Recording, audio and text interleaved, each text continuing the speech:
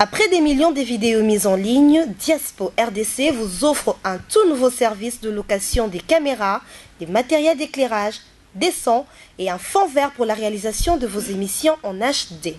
Mais aussi la couverture de vos mariages, la réalisation de vos séries télévisées, vos clips et toutes sortes des émissions et reportages.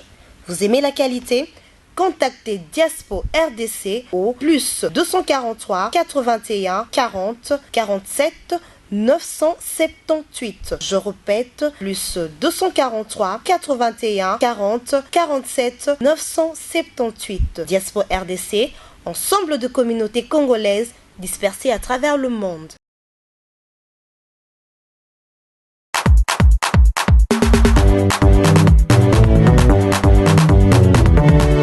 Bonjour chers téléspectateurs, très heureuse de savoir que vous êtes nombreux en train de nous suivre à travers cet espace découverte.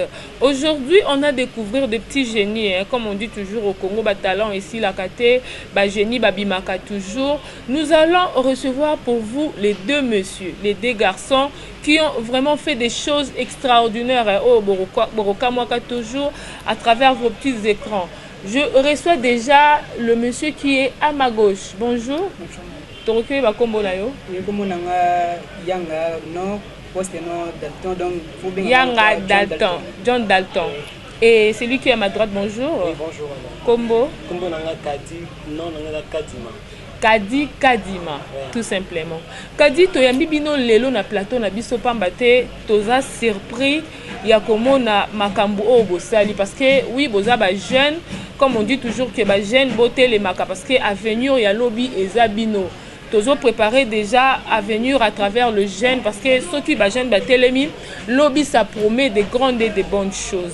To découvrir bino lelo à travers émetteur à travers chaîne, à travers la radio internationale Bossali parce que Batubaza surpris et puis Batubazo comme moi toujours Makambosali parce que c'est pas donné à tout le monde, c'est pas donné à tout le jeune. Il y a côté les Mayakozwa initiative, il y a Kosala et Loko Bossali.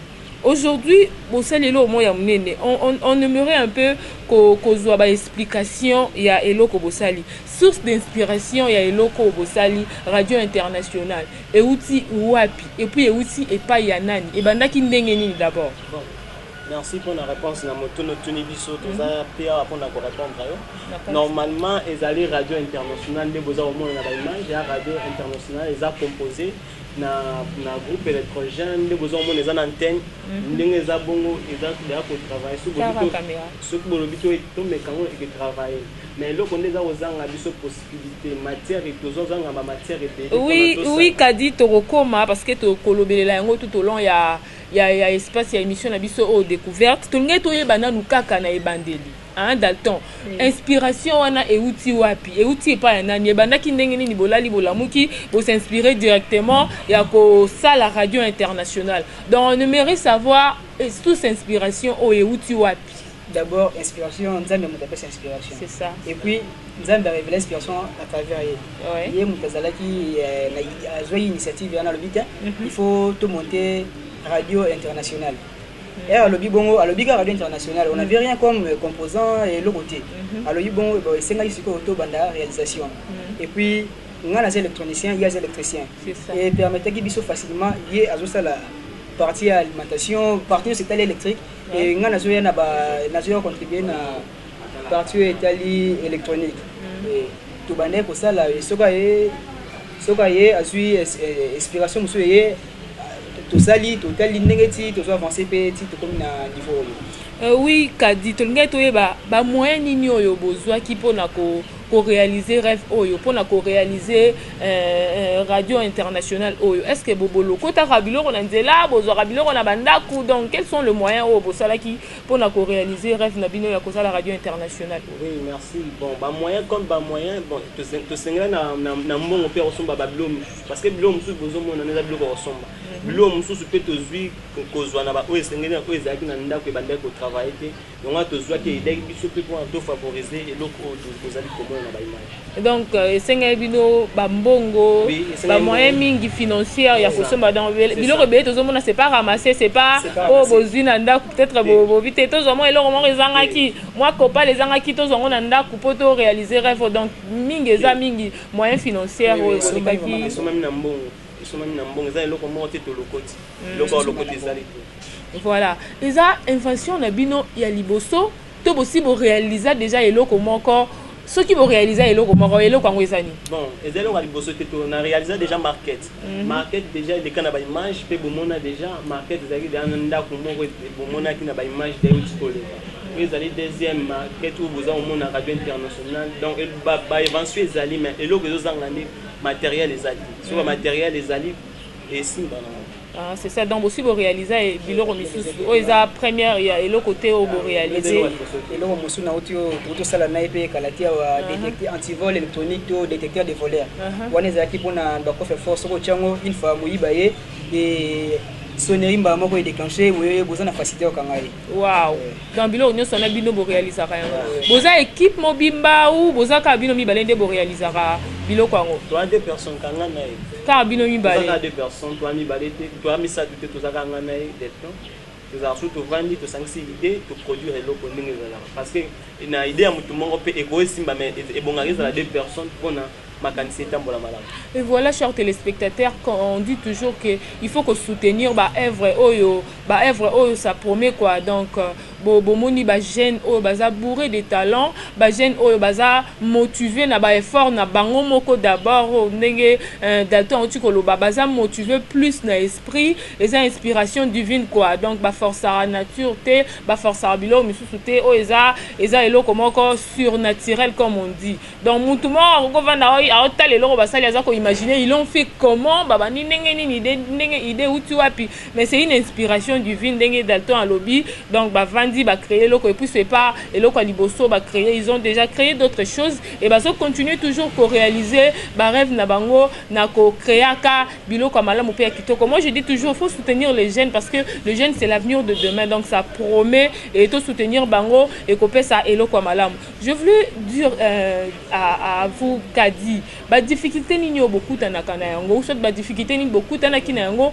pona ko réaliser rêve au ya radio internationale. Merci. Donc ba difficulté au tokutana na ngo ezali vraiment selon financement penze ezalaki vraiment qui donc biloko mingi pande ndeza boteza finance penze ezali donc so financement pour moi monanaki elinga penze ndingi bomo nango bengi ezala pa boité parce que tu as pas na perturbation penze ya finance ezali so finance ezali pour moi biloko musu to sala ya malamu pe que tombo la mboka na biso. Et dans le temps kokelo par rapport il y a ba difficulté rencontré pour na ko réaliser biloko bo sala ka tout moment. Oui ba difficulté wa aussi le ba finance les pour nyo seza neza ba composant ko somba siko finance so yimbongo zati moyen ko somba ngo zati ya musoko za na idée moko ya bien mais tellement bon ezangi le bité nasana na ona zana ngo ali o lieza la kitoko makasi yana mosalo kana ndenge moko normal parce que finance mo ya ezangi.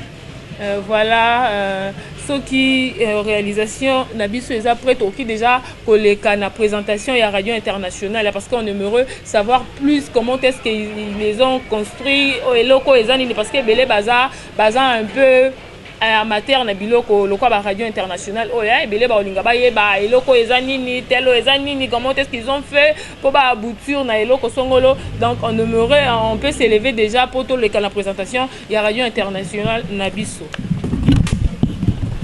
Voilà tout l'équipe maintenant na pratique na biso tolinga kito meka ko découvrir na bino radio internationale oyo ba meka mpe ko expliquer biso eloko moko ezaka tinesika parce que belé baza amateur na makambo et belé baza du domaine te mais tolinga ki plus to yeba na bino par rapport ya biloko nyonso oyo ezaka tinesika. Dalton nangena tuna eza radio internationale les ont capté ba chaîne nyonso tozo capté kaka ba chaîne na libanda ba chaîne na biso pe loko oyo ezo capté yango. Non ezo capté ba chaîne nyonso na biso ba chaîne loko na siko ezo capté non ba chaîne vraiment nyonso internationaux non te ezo capté quelques chaînes internationaux oui to ko modifier pour to si ça montage tina suka po bando capté na ba chaîne nyonso ya libanda. Tunge to yeba o eza nini eza pylone eza nini dal Kadi ils ont sous forme pylône mais ils ont antenne récepteur et ils ont recevoir signal. Oui, pour nous, tout électronique, on les a propagés partout dans les et où ils antennes, ils ont recevoir signal. Sont au différentes chaînes oui. Et Kadi, oui. Tu bah, vous avez la place de groupe électrogène pour le monde en danger. Ah, ils ont parti. Donc, ce groupe, ils ont la perturbation pour aider. Pour la perturbation, le groupe est aidé. Le groupe n'a pas travaillé dans Maya Moua. À part Maya Moua, à ta détergent, tout le monde a souvent la carburant. Oh, Maya Moua. C'est quoi en fait? Oh, c'est du jamais vu. Ok, mais. Mais Maya Moua, ils ont fonctionné et puis la chaîne est solo. Bon, et donc ça va passer tout le temps dans le financement et à recevoir des sens. Parce que surtout que son bar essence, il y a un matériel et mon avis. Il y a tout proposé et ça là na Maya Moua. Si quoi quand même il y a beaucoup de des réservoirs. Réservoir numéro 1 et réservoir numéro 2. Réservoir on a besoin de Maya Moua. Maya Moua, ils ont besoin de. Il y a besoin qui ont été en eau, mais Maya Moua pour faire fonctionner. Bon, c'est un chimiste. Dès qu'on a autant en école, basé pour faire sa idée, c'est un chimie. Maya Moua, il y a ce sang qui doit être comme acide. Ce qu'on a quand tu dis tout ça, c'est comme acide. Le but est comment jouer rôle, il y a carburant. Carburant est ici là. Mais quoi, on a compte ici là. Et bien dans la cycle. Cycle, il y a. Mbalamon quand on bombe na tiwana aller quand directement tina réservoir réservoir a do jouer rôle ya kolamba donc alambi acide mbalamon to jouer en sous to tchengo ko na labo mbalamon a sali mbalamon a pesi pour un qui normal radio beti normalement pour indiquer ma chaîne labo laboratoire na biso dans quoi transformateur pour jouer rôle là labo et le bieza radio national international donc radio bomona donc radio yango ils ont antenne ils ont courant pour donner la boutique au hôtel on peut être télévision on va charger par la télévision. Waouh, mais par contre pour engager bino est-ce que vous avez capable de travailler pendant la technique il y a radio et minene yango pour animer ceux organisation ata bandimita siko to ko kanga bisaka na biso to ki ino na l'obtenance parce que na minute tozo eloko tozo na biso travail so travail mon ami to zanga makasi te pona osala to osala déjà na eloko déjà gouvernement de amona de pas muki déjà to sali yango ils ont des grands pas ceux ba tché biso na poste moko ils ont vraiment très économique to ça to boya ke musala ba boya kaki waouh donc nga nazokamwa kaka ti sikoyo nazokamwa makasi ya komona bino ba initiative ba idée ya boye non ça m'étonne vraiment inspiration ya ba Maya Moua et alimenter kuna donc ba groupe déjà ba tiwana et puis courant et kati groupe vous voyez un peu donc réalisation ya biloko otomoni yango ezana nous mukie boye je me demande ya minene bokosala ndenge nini donc ba projet d'avenir na bino j'espère que bokokamwisa biso susu na biloko mosusu apart oyo makasi vraiment oyo eza donc oyo tolinga tosala vraiment tour vraiment donc so batie biso mpe maboko vraiment bomona vraiment ya minene kesala ya minene vraiment donc oyo tozolinga kosala vraiment so vraiment baide biso tokosala koleka ngo pa tosenga kaka soutien monani makambo nyonso eleka malamu okomekele so toyokana osanto wana ndenge ezobeta awa tebele bazondima te toyokana abomono eza carburant ya Maya Moua jouer rôle ya carburant yango na uti obimisa na réservoir na biso oyo wana numéro 2 na ofunga ngo na otia kaka partir à awa otia na otia wana sikoyo olobaki eza ni réservoir numéro 1 akiti tofongola groupe eleli tozokata na son groupe eleli en tout cas groupe eleli tofongola radio beti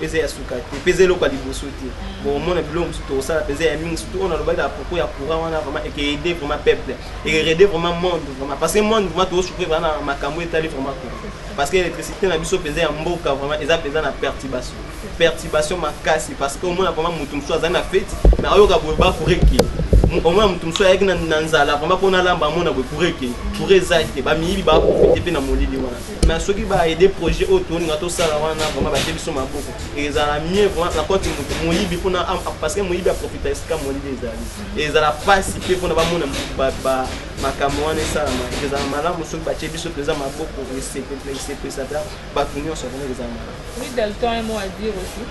Oui, il y a un bagage qui a complété ceux qui soutien et le projet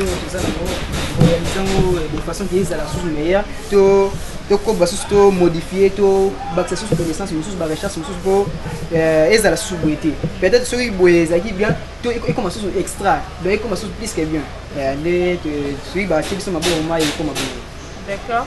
Encourageons le jeune to lobaka te omoni frère moko ote koloba ceux qui mboka libanda ou ceux qui mindele mais lobby ba jeune oyo balamuki na ba dimension mususu balamuki nde mususu to lobaka te mindele bazara na capacité ya ko encourager bana na bango ya ko encadrer et puis lobby mamba bien simba même nous hein les Africains les Congolais le gouvernement vous pouvez faire l'effort aussi ya ko aider bango ba réaliser bango pourquoi pas lobby peut tanga bango na makambo minene ya ko réaliser à part Biloko Bazosala vraiment encourageons-le. Nous allons retourner dans le plateau de Bisso Poto sur la bango du Soudou. Il y a Souga parce que nous avons déjà dans l'émission de Bisso, la tranche de Bisso aux découvertes. Nous avons un plateau Poto sur la bango. Il y a Souga mais quand on clôturer puis Baloba Bamon à bango par rapport à Yabino Bozolanda Bisso à travers le site www.diaspora-rdc.com et pourquoi pas la Réveil Télévision. Merci.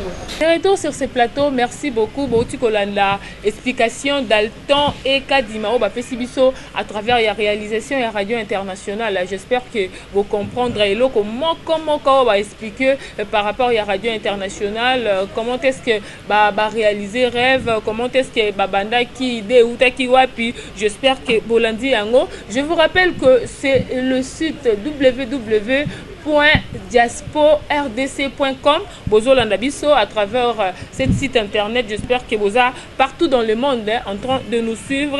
Ceux qui veulent contacter le numéro est là affiché, vous contacter Bisso, vous soutenir les jeunes.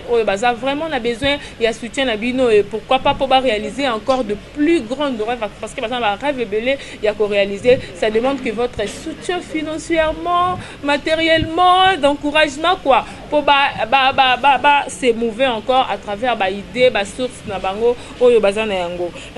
Kadi quels sont maintenant les projets d'avenir? Projets d'avenir na bino ezanini parce que bo suki kana rosala biloko bo chikoloba te par rapport il y a market par rapport il y a radio internationale. Je sais que vous avez une idée encore parce que source d'inspiration il s'est fait ça qui source d'inspiration est divine quoi et forcer en ôter ça vient comme ça. Maintenant projet d'avenir na bino ezanini. Bon projet d'avenir na biso ezali donc tozo sengana no soutien. Dans ce soutien de mon année de bon mon projet mingi otoroki ko bimisa pe ezala pona bola mon biso moko te. Ezala pona bola mo ya pep pour la bonne peine biso parce que tolingi to ça tous la bagène moko lokola bagène moko indépendant au bazali ko raisonner malamu te comme la diamba ko sala boy tolingi yango te biso toza na posa to organiser oyo bazana sima ba pendenge ba ko kozala parce que sur le lot ba soutenir biso to koyeba ndenge nini o bazana sima ba poussana pe pembe na biso ba musala pendenge ekoki ko sunga pe ba mususu. C'est là on a un message lancé déjà à la fin parce que tozo kende petit à petit tozo chuter na tranche na biso o découverte tolinga toyeba projet d'avenir quoi. Donc elo nini idée nini o bozana ngo lisusu ya kosala parce que ça ne s'arrête pas là la radio internationale ni na market wana. Donc projet o bozana yango lisusu ya ko réaliser quoi. C'est ça. Bon, le projet musuna na ngo to na posa na to ça. Projet en cours. To na posa le ya courant non donc courant o ekata na rati. Courant mo est stable parce que to na mona ning snel. Snel azana anyo la peuple souvent. Ba farti ba ni net go nazana inspiration mo mam et sur na comme près na matériel c'est mona ni. Na posa na sala moteur mo ezala ko la électrique sous courant qui yango garder courant. Donc ezala evando kinsa courant.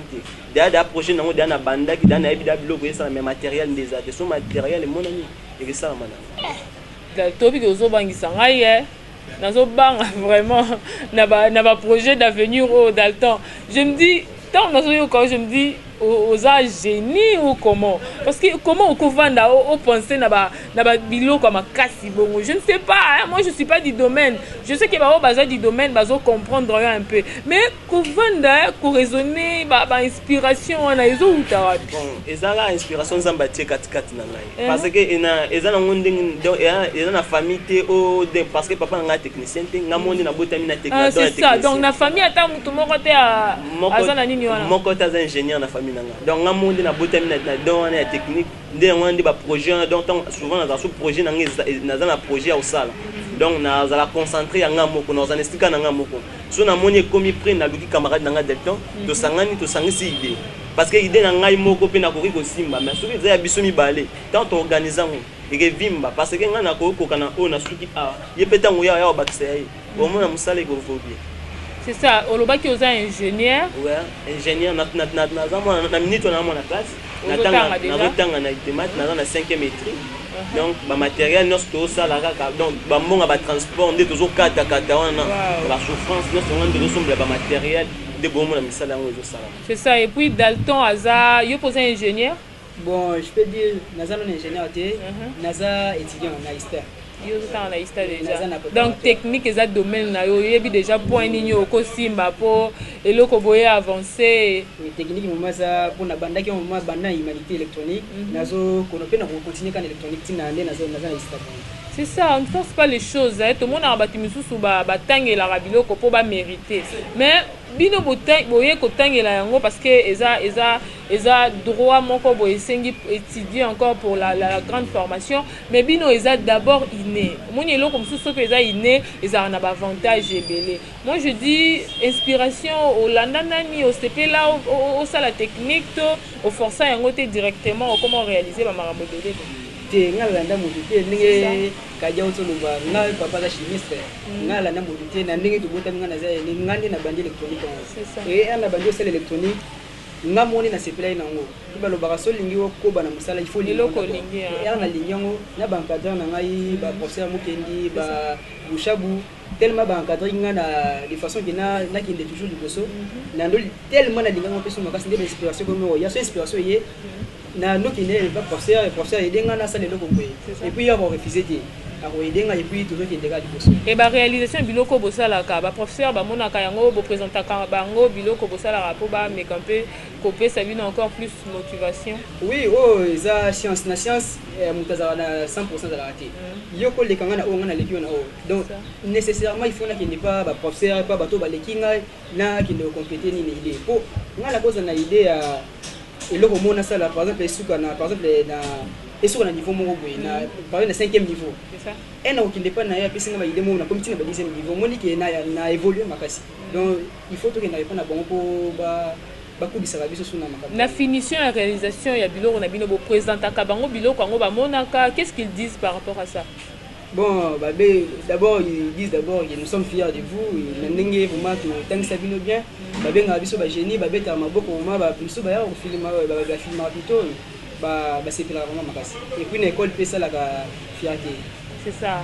Voilà, soutenez le jeune vraiment moi je martèle là-dessus pour soutenir les jeunes oyo baza vraiment motivé ya ko réaliser biloko bazo sala ebele donc je sais que vous êtes en train de nous suivre sur le site diaspora-rdc.com mais pourquoi pas à la télévision Réveil TV. J'espère que vous êtes en train de nous suivre. Contactez-nous pour essayer un peu à motiver encore les jeunes oh ceux qui vous a vraiment satisfait na biloko ba sali vraiment il faut les contacter pour nous motiver bango plus encore.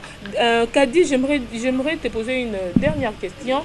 Est-ce que famille et motiva kayo famille et encourage kayo pe ba mona ka réalisation et biloko yo salaka qu'est-ce qu'ils disent par rapport à tout ça? Bon, merci vraiment pour la famille. Bon, famille normalement tant on a bandé ko sala normalement papa na ngamro na abanda ko na misalo na bando sala te pour na sala na ko pour na koma na niveau haut et c'est tombaka na mokolo moko na pesa idée au papa nga ebisinga kadi so selinga matière moko o nazo luka na peso téléphone. Bon, et c'est là moi débat na débat où tout ça nga na papa na papa avant na sala matière na tumbo maboko. Wow. na isi papa mamu na tumbo mabo papa mono kwa aventure na bima na kenda fete ko kena ke fete puis na yo zonga bon ba grimasanga makasi grimasanga na bisa papa mamu na tumbo mabo na zui batera téléphone ka batera téléphone na composer na ba mabilo musu na composer na tumba papa na minute onde na biso tumba maboko pourquoi ils a qui défi ou ils a défi donc papa a noté tembe na musalo na bando sala c'est ça donc papa nga bando tembe ko bana na tumba maboko tisiko aza fier na ngai à partir kaka wana donc à comment on dit ma oui na technicien na ingénieur partout donc à sepela na wana akoma fier na nga et là on a une canal donc à mon ka ba finition ya réalisation bloko sala ka OK à sepela makasi tant amona na sala bongo tant to kinana de temps azara fier na biso donc parce que biso toujours tambola penza na musala na maboko ayanga lingaka mingi tozala kaka pembeni ya bato maele parce que yango na pesa ba jeune mingi waza na idée esenga kanga na mutu azana maele parce que yo jeune garçon yebi ozana maele ozana idée sozo kanga na mutu azo réfléchir te o sala ilo côté même mutu azo raisonner na mutu a raisonner ba sangisi idée moko ba sala ilo kwa malamu mais sozo ozana idée ozo sanga na mutu mususu ozo ilo côté. Et vos amis dans les quartiers, na commune Bovandi, les gens savent biloko bosala ka bamona ka yango. Bon, apparemment ce que tout ça ba matériel mingi ba komo benga biso kwa ba sonner. Ba sonner ba bomba, je comprends, je vois. Ba benga biso mingi ba sonner au mona au sala bo yo bimine yo sala yo muso aya pona décourager yo. C'est ça. Mingi ba pona décourager mais encore eza da idée. Idée de encore d'asso te proposer moyen et là les aider tozaka na tozana posa to komisa ngona suka ka bangwana mo atango bango ne komiki to babandi obeta maboko bakomoloba tundima ite ezala boy et tundima ite koma boy ti o mone bonga mi pe bango mo su ba beti maboko yanga to senga ka soutien donc sous soutien monani vraiment ezala malamu vraiment pe ko sepe sa penza. Ok, dans le temps, Kadi, on dit toujours que ni n'est prophète chez soi. Mais tout ça, bandi que ça les lots comme encore toujours et pas naé bandi maraté. Soukutu, n'ambora naé bandi maraté ba rejeta kai et biso bandeta au cao. Ce n'est que normal parfois. N'a pas venu, n'a pas quartier, n'a pas famille parfois et arrive à kabatu ba négliger, ba décourager, bandi maté parce que bazo mo na ba yebi ola la olam karana bango. Il ne croit pas parfois na bio bossa la ka, mais toujours ça vient et à bateau basa libanda o ba mo na noter quand vous réalisez des trucs comme ça, il faut encourager le jeune, il ne faut pas décourager. Puis dans la famille, exceptionnellement, je dis toujours, il faut les encourager pour les motiver à plus, il y a qu'à réaliser encore de grandes choses. Parce que je ne sais pas si vous avez informé, pardon, et pas blanc mort concert, je ne crois pas de Kadi.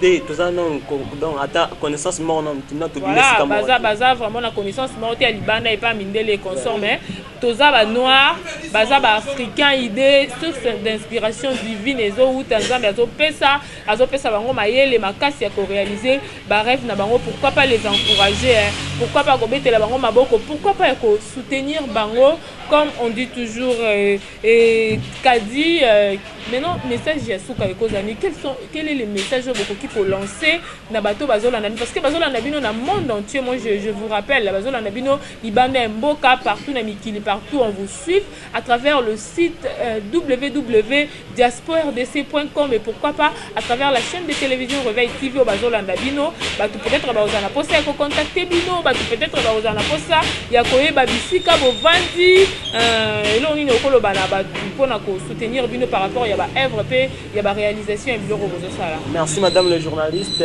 vraiment liloba nanga oyo nakoyi koloba vraiment tozana ko senga vraiment ba tala na penza age na biso vraiment baza na penza na souci na biso ba aider vraiment na œuvre o surtout que penza ba aider biso vraiment ezala malamu parce que ezala malamu pona biso mokote ezala malamu pona ba ninga mususu o baza na sima parce que toza omona bato o bazali ko sala ba téléphone baza mingi bana mingi pe ba sala baza na age na biso parce que bazo tia bango maboko pour ni te pata gouvernement na biso moko et aider biso parce que ce que gouvernement o ya libanda tamso aider biso e kozala malamu e kozala intérêt za na mboka wana parce que bango nde ba ko bénéficier mingi normalement biso to ba kino o ma biso moko biloko na biso moko to sala na mboka na biso moko et comme na passe pour ne kota ta na mboka ngo pona ba somba ngo comme difficile mais pona lilo o lo pona soki ba ko kozwa biso pona ozwa biso da facilement oki ko benga na numéro o ya téléphone 082 59 96 474 eza numéro moko ekanga makati er nyonso vraiment ezara ofungama so bengi vraiment bokozwa biso normalement facilement. Et Dalton, quel est le mot de la fin au côté à travers la réalisation de l'œuvre Nabino et le message lancé par rapport à Yabato Bazola Nabino pour nous soutenir Bino? Oui, on a aussi un soutien, soutenir Bisoko. Ceux qui soutiennent Zali, tu vas recherche et motiver Biso, recherche de ça dans ma source makasi et puis tu vas avancer. Ceux qui soutiennent Zali, on a idée bien, mais soutien Zali na tiki. Ok, l'idée est de éviter ceux qui n'y en avenir. Donc, tu dois soutien, vraiment soutien Zala et pour te que des trucs de sous du bosso, tout ça, la sous du logo, monsieur, pour épater et motiver. Oui, pour les accater, tout le monde a dit, oh, américain, moi, ça les locaux, et pourquoi pas Biso, tout le monde a congolais, moi, de passer les locaux. Et tu n'y peux, et l'on a fait comme un peu dans la carte, congolais, moi, ça les locaux, moi, du peu, oui, on va aussi vraiment soutien. Et ceux qui m'ont tout à pour ça, soutenir Biso, à propos bien appelé sur le numéro de Vodacom, 082 68 84 800. Je répète, 082 68 84 800. Voilà, merci beaucoup. Très heureuse vraiment. On dit toujours qu'il faut motiver et je lance aussi l'appel na ba jeune oyo bozapeli sous motiver, il y a ba œuvre d'esprit na bino bino peut-être bo réalisera bilo comme sous autre que le déjeuner tozana bango na plateau bazo réaliser, contactez-nous to kita sur terrain, pourquoi pas tozo ba œuvre na bino to la kisa yango ba tu ba mona et ba me compter pour soutenir bino sous davantage. Vraiment je dis merci à l'équipe et travailler Nabiso. J'espère que Bolandi, j'espère que Boza très content là où vous êtes en train de nous suivre et soutenir les jeunes. Baza vraiment la personne Nabino, Baza a besoin, il y a soutien Nabino, Baza a besoin, il y a encouragement parce que Baza ça la bilo on a des difficultés, belé balobi en haut, na ba moyen, il y a transport, il y a qu'on se déplacer, ba moyen financier pour que baso ba matériel au bas réaliser, ba rêve na bango donc Baza a plus besoin il y a soutenance Nabino gouvernement ceux qui Bozo landa vraiment bino Boza du domaine bon mais campé pour soutenir ba jeune oyo baza katina isika oyo. Merci beaucoup, merci parce que je sais que vous êtes très nombreux au Bolandi Biso. Nous vous retrouvons déjà la prochaine pour un autre